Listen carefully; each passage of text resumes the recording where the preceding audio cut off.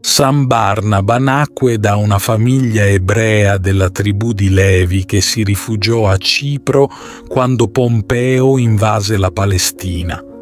A 12 anni fu mandato a Gerusalemme per studiare sotto la guida di Gamaliele, dove incontrò Stefano e Saulo.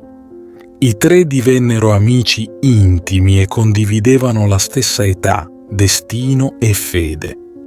Un giorno, mentre Gesù compiva miracoli in Giudea, Barnaba era a Gerusalemme e assistette a uno di questi prodigi.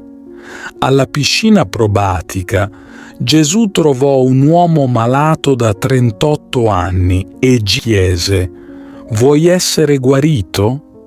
L'uomo rispose che non aveva nessuno che lo aiutasse a entrare in acqua quando essa si agitava. Gesù, pieno di compassione, gli comandò: «Alzati, prendi il tuo letto e cammina». L'uomo si alzò immediatamente, completamente guarito. Questo miracolo toccò profondamente Barnaba, che iniziò a seguire Gesù con fede sincera. Dopo la Pentecoste, quando gli apostoli iniziarono a predicare tra i pagani, Barnaba fu mandato ad Antiochia. Qui ottenne molte conversioni e pensò subito a Saulo, che dopo la sua conversione si era ritirato a Tarso. Barnaba andò a cercarlo e lo portò con sé ad Antiochia, dove lavorarono insieme per più di un anno. Un giorno lo Spirito Santo chiese che Barnaba e Saulo fossero separati per una missione speciale. I due ricevettero il sacerdozio e, insieme a Giovanni Marco, partirono per Cipro.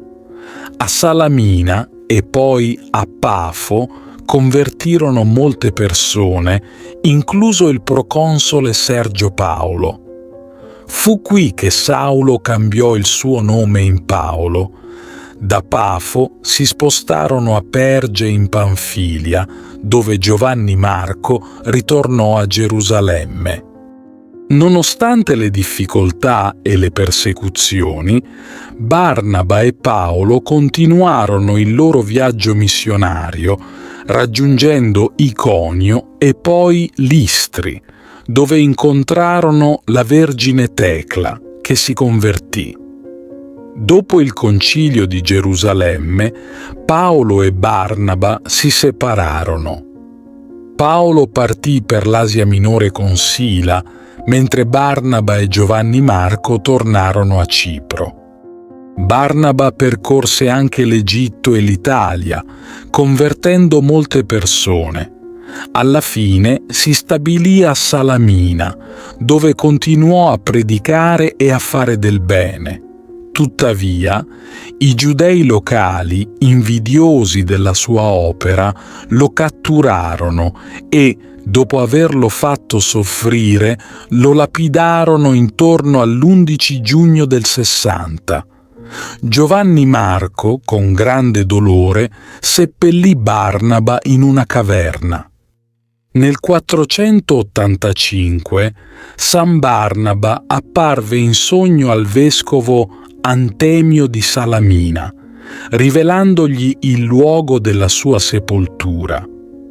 Sul suo petto fu trovato un esemplare del Vangelo di Matteo, scritto in ebraico dalla sua stessa mano.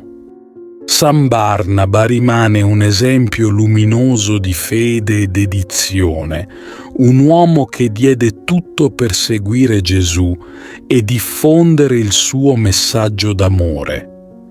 La sua storia è un ricordo eterno della potenza della fede e della capacità di cambiare il mondo attraverso la devozione e il sacrificio. Ti invito calorosamente a iscriverti al nostro canale per darci supporto e permetterci di continuare a creare nuovi video che condividono storie ed esperienze ispiratrici. La tua iscrizione è un prezioso sostegno che ci motiva a condividere più contenuti di valore e a diffondere messaggi di speranza, fede e crescita personale. Grazie di cuore.